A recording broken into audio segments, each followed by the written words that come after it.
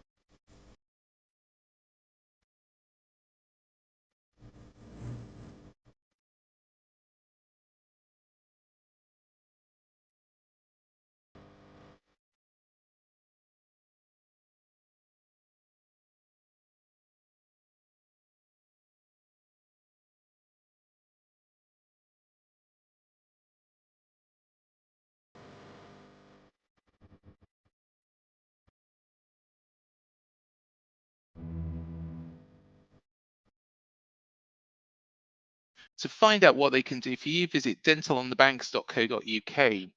Now, following our 0-0 draw against Brentford, where both teams cancelled each other out, we're back at home at Dean Court against Leicester City, a side who we've got a very good track record against. They were bottom of the league until thrashing Nottingham Forest 4-0 on Monday night.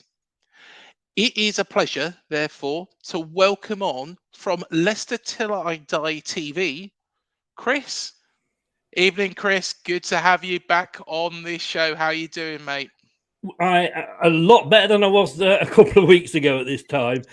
Yeah, I mean, the Albatross is off our back. We've got the first win, and it was against them Devils from up the road. So yeah, I mean, all is well with the world. Give Brendan an extended contract. You wasn't saying that a couple of weeks back, Chris. Come on. No, in fairness, I wasn't. I might have not been as look. You know what us football fans are like. We're fickle at the best of times. And last season, when everybody else was against him and wanted him out, I was saying, look, give him till the end of the season. We've had a bad season with injuries, etc., etc. Let's see how the new season started. You know, I mean, you know what it's like. Your club sacked your manager already. So Yes. I don't blame you, I've got to say. But I that sort of start with, it's hard to explain, but I'm sort of, if we didn't start well, fair enough. I mean, we've played 4 of the top 6. You know, we've had Chelsea, Man United, Arsenal, Tottenham, but it's the other games.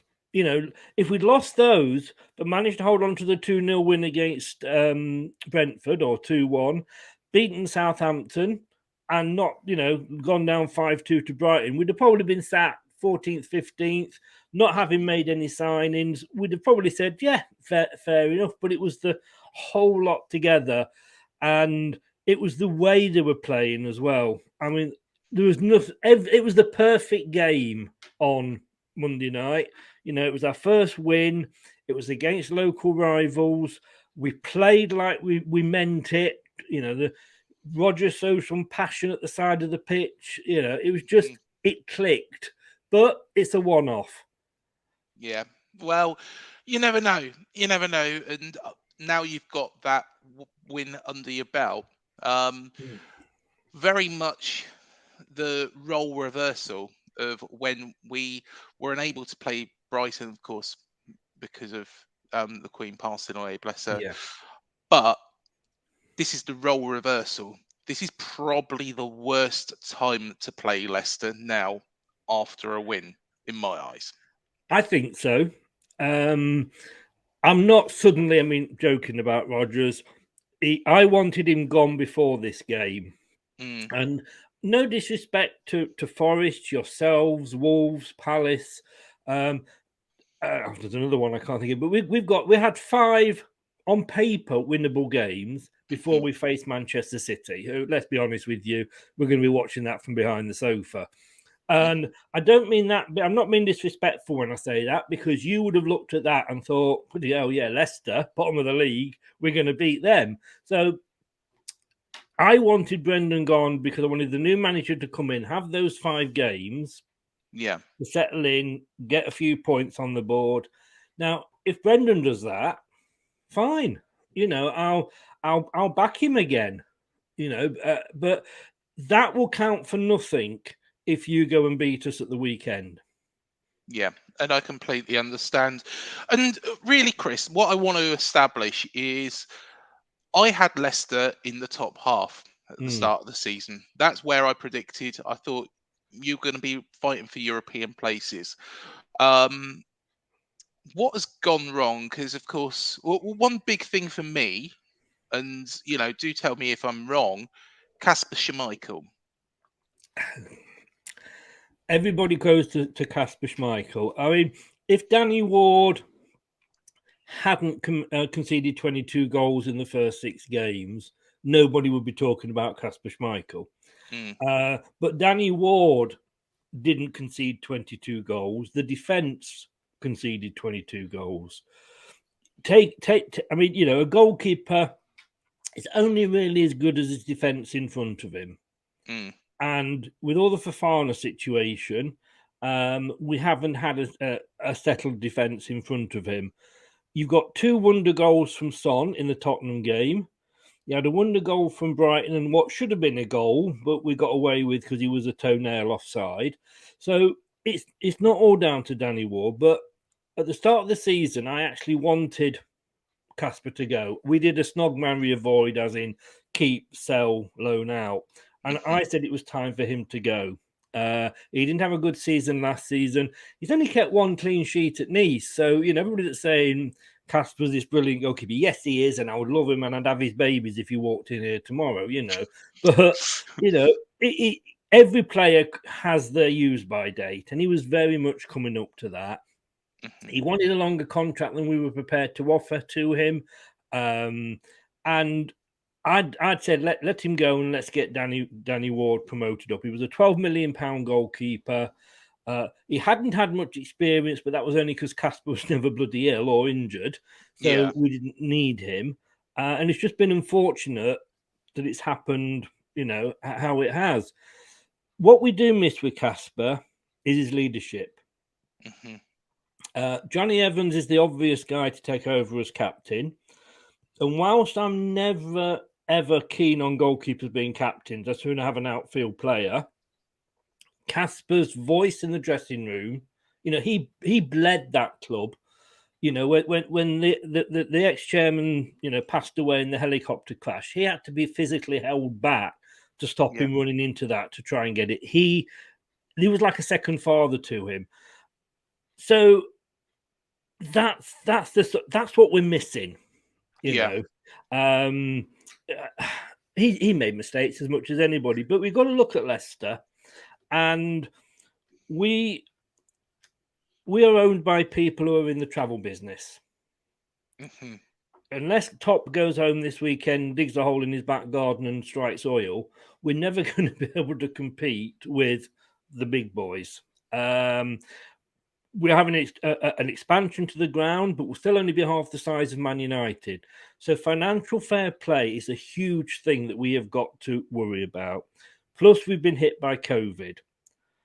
We normally sell one player every season, like Maguire for 80 million, Chilwell for 50. We didn't last summer, so we didn't have that money came in, but the owners still backed Brendan, and we bought, you know, spent a lot of money.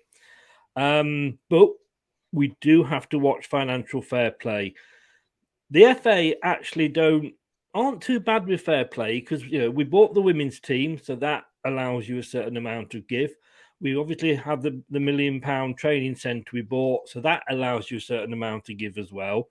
But UEFA have also got their own fair play. And Chelsea Man City, West Ham, and Leicester are all being monitored because okay. we came close to their financial fair play. Had it not been for the allowance that we were granted because of COVID, because obviously we were getting no income coming in, we would have broken, UEFA's fair play. So let's say, for example, we were sat in fourth or fifth, and we were looking like we're going to get back into Europe. We'd have been hit desperately hard when we got into the European, if we qualified, because of that. So the owners were looking at that, thinking, "Well, we've got to sort something out here. We can't, And at the end of the day, you've got 25-man squad. We had 27 players. Yeah. So we'd already got two that basically we were paying wages for, and we were overpaying a lot of players like Hamza Chowdhury, Vestergaard. We'd paid them fourth and fifth place wages, and we were struggling, and we couldn't sell them. Mm-hmm. Tielemans didn't go, and we quite expected him to go. When Fofana did go, but he went very late. So the owners had a couple of things. You're going to regret asking me this now, aren't you? 2 hours later. No, you carry on. The owners had a choice of two things they could do. Mm-hmm. They could do what Barcelona were doing, Yeah. which was go out and still buy players and have them sat there but can't register them. And in the end, you've got to decide, do you register your new signing or the player you've got? But you still, whichever one, you're still paying for one of them and can't play him because you can't register him. And we're not Barcelona. They were selling off like parts of their media companies and all that to fund it. The other thing we can do is do what Leeds United did years ago, gamble on getting into Europe. Mm-hmm. But if we don't, where's that going to lead us? Look what happened to Leeds. We've already, as a club, and you know what it's like, very much so.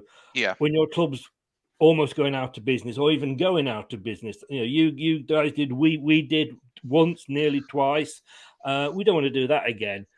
So the owners are doing the right thing. They should have come out earlier and said it. Because they let Brendan come out and say that, I've got to sell first, which kind of alerted everybody like there was a fire sale going on. So they could have come out and said it earlier than they did. But we now totally understand why. If we get relegated, and who knows, we still could do, we've only won one game. If we get relegated, but we still got a club. Yeah, completely agree.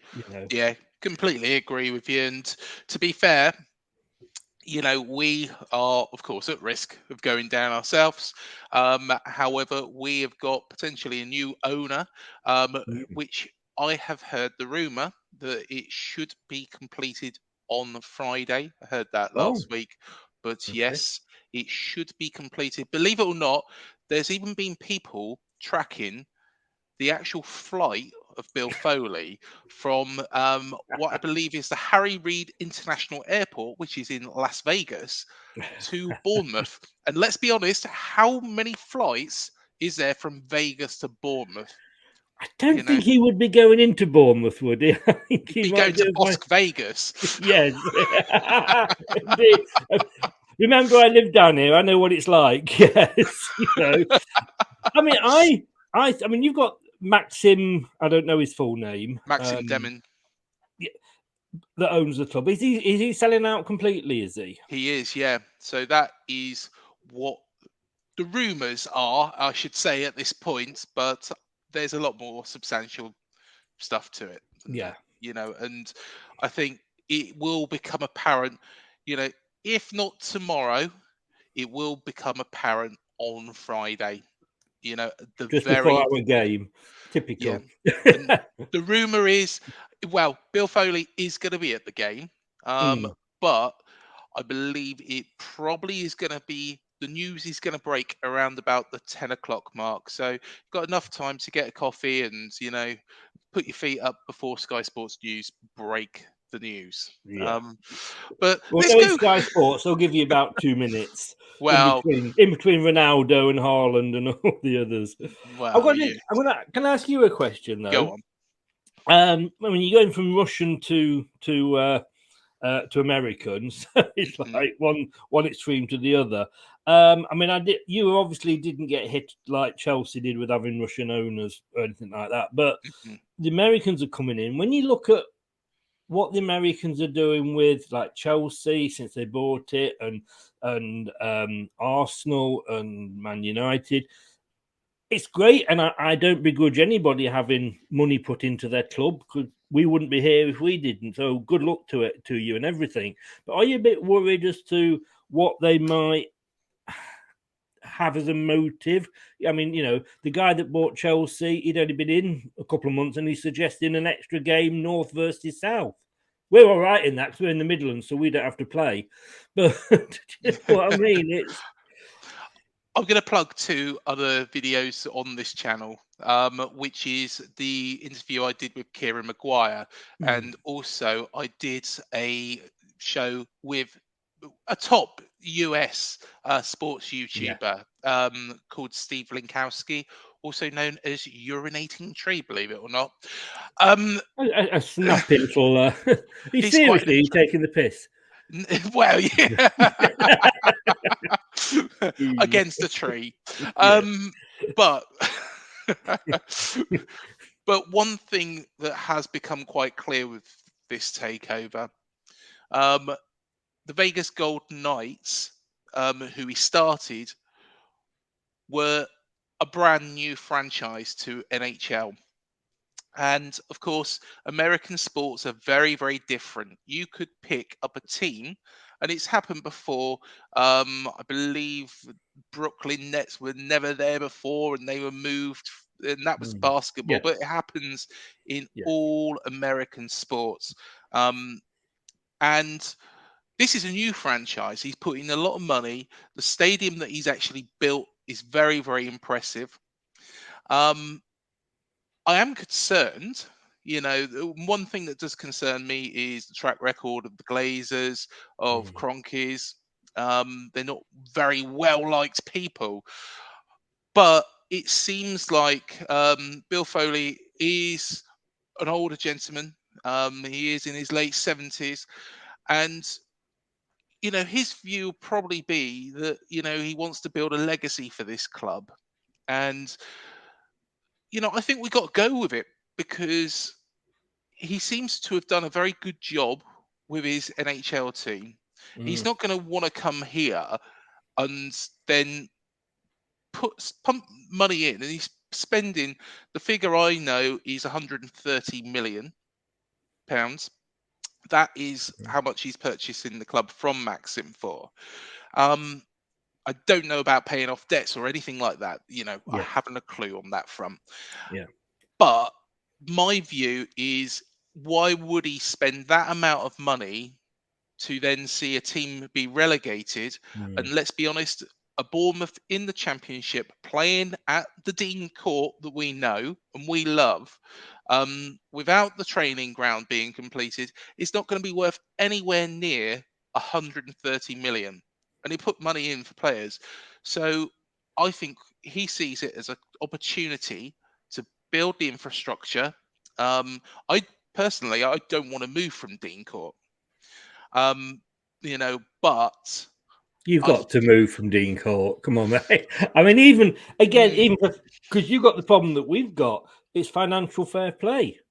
yeah, You need somewhere bigger, and if you're going to grow, I mean, I live in Poole, and I've been there, many times, and sat in many parts of the stadium. Some of them are better than others. Let's be honest with you. yeah, But you, for a Premier League club, for long term sustainability. And I don't know if is it still the case that the council own the car park, and you yeah. want your It's, own surely to grow and expand, and like I say, separate training and things like that. we need to buy the ground back first off Mm, structure team. But um, one thing that was muted in my interview with Eddie Mitchell is he had plans put through to build it up to a 22,000 seater stadium, fill in the corners. That would get it up to about 17,000 maximum. Um, Personally, as much as I love the atmosphere at Dean Court, And I wouldn't want to move from there.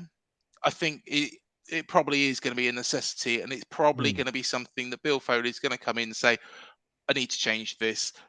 The training ground is going. That's being moved over to Canford Magna. And then you've got that space to build a new stadium into. He might even do it like Leicester did, where Filbert Street was so close to what was the Walking Yeah. Stadium at that time. So Yeah. that sort of thing could happen. Build it on the car park. The old ground gets knocked down, turned into a car park. So effectively, we've had it once before where the ground was rotated by 90 degrees. I wouldn't be surprised if it's built in the same area. Yes, car parking is going to be a pain in the ass, but at the same time, it is accessible Yeah. from the dual carriageway, and it's in a decent position. It So is. Oh, it totally is. Like I say, for me, it's like a home game when I used to go to watch. Yeah, yeah, I nearly cried when he got relegated. But yeah, I just think it's like you say, because for FFP and things like that, you're going to have to sort of grow in some way. Good luck with that, because if your I do know your council is just as bad as Leicester's council and dragging its heels and agreeing to things. I mean, I moved down here the season. I think I've told you this before, but the season when it was the minus 17-point season, yes, and you same collected here. money, and so I've seen the amount of times you've tried to buy the car park, you've tried to do different things, and 10 years later you still. Yeah, So I wish you luck with it. I do wish you luck with it, and with the takeover as well, because like I say, unfortunately we need that sort of investment wherever it's from to keep. And I still count of Leicester as a smaller club. yeah. Yeah. But I think that personally, the takeover is going to happen now. It's got into the position where I believe, and there's been a lot of rumours and a lot of discussion about this, and I'm sure Bournemouth fans will be watching this and trying to think, right, what's going on. The fit and proper persons tests have been passed to an extent. Now, this is something that I have been told, so it's not gospel, but it's from a very reliable source. It's been passed to an extent. Then what happens is the funds are, of course, transferred, and then it is further completed. So there is the final fit and proper persons test, because some people were saying it's already been done. That's what I was told as well. Some people were saying it's yet to be done. Both statements are true. It's just the middle bit Well, we is, all know how thorough those fit and proper person checks are. well, Hashtag not, but I hope for you. I mean, we were lucky when we got bought out. We got bought out by some very nice owners who have got the club and the city at heart. I mean, I should yeah, say that, not just the club, the city at heart. Mandrich managed to find some decent buyers. When he sold Portsmouth, he didn't. So that was a bit well, of a worry when we heard he was selling, but it's worked out well. So good luck with that, and I hope it works out well for you. yeah, definitely. Well, let's look at the game that you played the other day as well, because Oh, that is the please. game we're going to be playing off the back of. And of course, Chris, I don't know if you have seen it as well. Just to wind up our friends in Nottingham, of course, it must have been a bit windy in Leicester as well. Was it a bit windy? That's probably the excuse. Possibly, yes. Possibly, yeah. It was probably a little bit windy. They don't like wind very much, as we found out. But there's also a very funny picture, which I'm going to put up on screen now, of James Maddison in a particular shirt for you Nottingham Forest fans. So it was written in the stars, really, wasn't it, Chris? It was. It was. He has this on every time, every game. This is underneath his Leicester shirt. You have to send that to me as well. Yes, I will certainly do that. And it was a very, very good performance, wasn't it? It was the performance we've been waiting for. Mhm. I mean, you and me, we both write for the BBC on the website, Yes. and my it's called Tuesday Talking Point, isn't it? And the Yeah. title of mine this week was "That Was the Performance We Had Been Waiting For All Season." Mm-hmm. And as much as the result meant more than the performance, because we hadn't got a win, and the longer that goes on, Mm-hmm. the more, we're looking at, Derby got relegated with 11 points. We were getting seriously worried that we might beat that. So but the performance, everything was right. It was revenge against Forest because they were lording it up over us because of the FA Cup. It was obviously at Leicester. We were bottom. I mean, they had to be muted because they were sort of 19th, so they couldn't go too mad at us. But yeah, everything. It was the perfect storm just coming together. And I do feel like our season is now underway.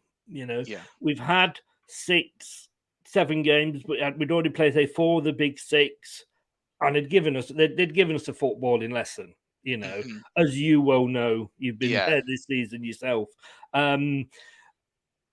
The other games that were worrying us, the thing is, though, the players went out and they performed like they could perform. Yeah. And they showed, they were there, they were playing it for Rodgers, they were leaving their heart on the pitch.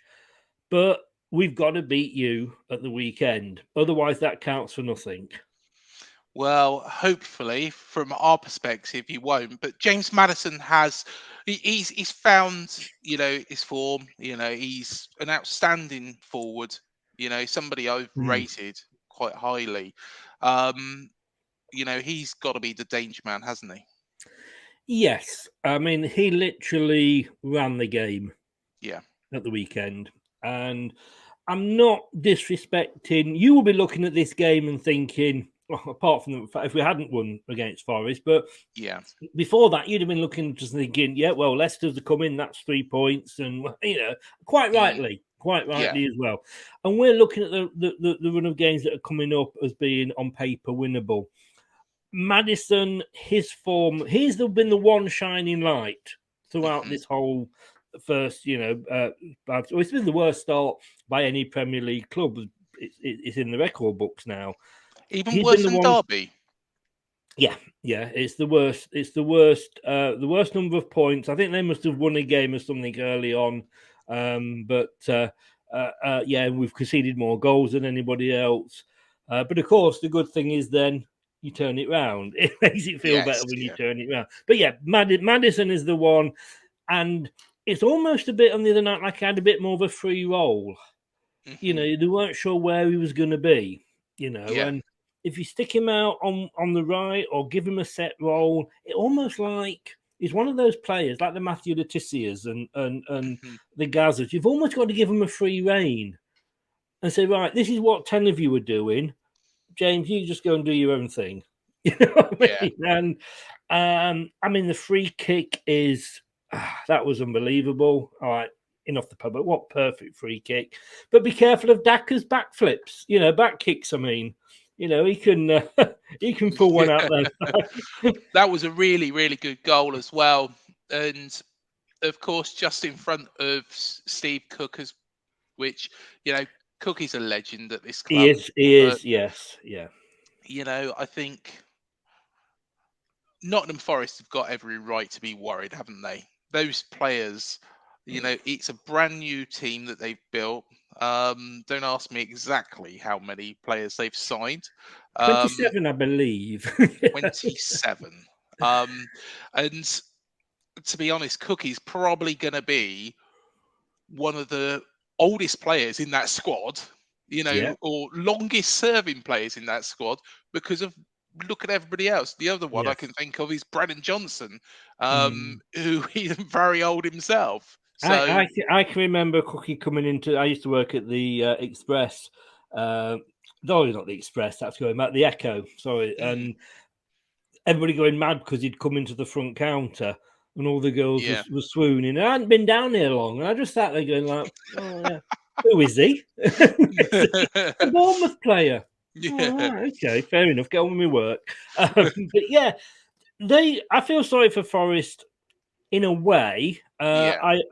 I admire what Steve Cooper's done as manager, Yeah. where he took them over and what he did in one season. All right, they Mhm. were lucky to get up. You know, John Moss was refereeing the playoff. He had VAR Yeah. was Oh snoozing. crikey, You know, Mr. Dawes not gonna be happy about this. no, Oh he's not. He's no, not. he's not gonna No, be. Sorry, Mr. Daw. I'm not But sorry. He's it's a bit chickened out. windy. We were having a quiz later on today, and he was supposed to be on it, and he's chickened out. He's got a Oh, substitute coming on. He says it's work. He says it's work, but no. But whatever. They're in the final. They're in the Premier League. yeah. They lost a lot of players Mhm. because the contract was coming to an end. They had 5 loanees, I think it was, none of Mhm. which they all went back to the parents' club. So they had to bring a new team in. They literally Yeah. had to. But that's going to take time to gel. Yeah. When they say, well, a manager doesn't know his best 11, Steve Cooper doesn't. Mm. Well, that's the thing, isn't it? Is Yeah. And I think it's ridiculous that they are talking about sacking him, yeah. but they've got one of those owners that likes to. Mhm. So I feel sorry for them by that A much. little bit. After that, bye bye Nottingham. Yeah. They're in trouble, and I think, but if they do get rid of Steve Cooper, they'll be in more trouble because the new manager will just come in and not know what the hell's going on. I've got to be honest, I can hear the winds blowing a hoolie tonight. So all the Forest fans are probably dreading the weekends. I haven't seen who they've got, but whoever they've got is an easy 3 points for them. Um, They struggle with the wind. yeah, struggle with the winds. Yeah. Of course, I did love that result when I saw it. Well done, guys. yes, yeah. From 2-0 down to Mm. 3-2 win as well. Well, we just seem to beat them. It's always windy when we play Nottingham Forest, and seem to always beat them. This is the worry because you always seem to beat us as well. Yes, yeah. And we was going to come on to predictions because we have got a very, very good track record, including after Project Restart, which, let's be honest, we weren't on fire after Project Restart. Come on. We did the obvious. We beat Leicester and Everton, another team that we seem to have quite a good record against. We beat them as well And then went down. and went down. Yes. Yeah, so you were trying to Thanks, leave that bit thanks off, for weren't you? reminding us of that one. Thanks You're for reminding reminding. me of that game, you know.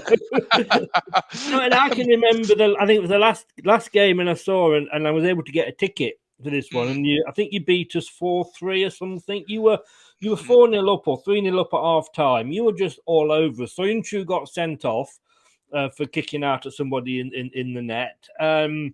That said, I think had the game gone on another half an hour, we'd have got the equaliser because we were just coming back. We just ran out of time. We do struggle at Bournemouth. I mean, I'm looking here. We've played each other 10 times in the Premier League. Yeah. You've won 3. We've only won 2. And We haven't beaten you at your place. in your season where you won the Premier League, which Yes. was an amazing achievement, Yeah. absolutely amazing achievement, we were one of the teams that you didn't beat. I think we drew with you because you didn't beat us, but we drew No, we with didn't. you. We didn't beat you, No. but you didn't beat. So No. It is like I said. We haven't won. We haven't beaten you at your place. I can remember that yeah, season because you were part of the Vardy 11 in 11, yeah, and I actually managed to get a ticket online. Even yeah, though my email address is Leicester till I die, they actually still sent me a ticket. But I was sat behind the goal. So if you've got if you can imagine the away fans are there, so I'm behind that yeah. goal there. I've got a couple of bouncers either side of me. I daren't celebrate or do anything. I was literally shitting myself. I've got a Leicester shirt on, but a red shirt over that, so it doesn't, give anything away. Vardy got the penalty, and Yeah. I've got it. I've saved it somewhere. But as he runs past, because he would have to run past me to go to the Leicester fans to celebrate, you can see me on Match of the Day sat there like, because I could not celebrate. But you should have beaten us probably that day, to be honest with you, as well. It is not a ground we like coming to, and that is the worrying thing. Will you beat us Saturday? I've got to say yes, because, like I say, I've got to believe that. Because otherwise, everything I said the other night would have been a waste of time if we don't go on and then beat you. A draw wouldn't really be good enough. At this point, we want to see, like I say, we've got yourselves, we've got Palace, Leeds, I think we might have.